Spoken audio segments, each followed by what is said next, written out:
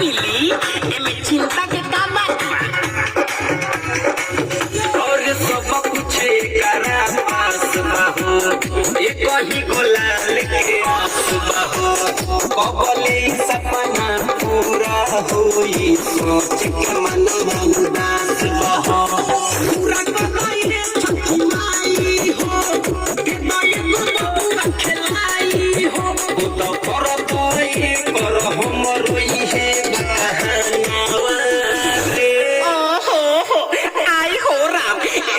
छठी माई ए सूरज बाबा मोदी पर दया करो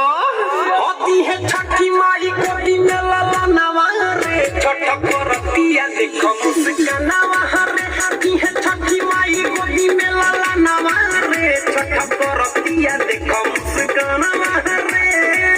और पूरा भाई सब रमनावा रे देवी माई की सजनावा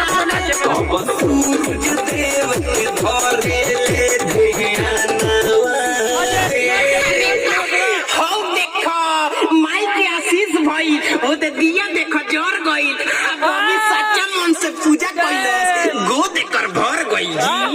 अभी है छठी माई गोदी में लाला नवा रे छठ करतिया देखो मुस्कान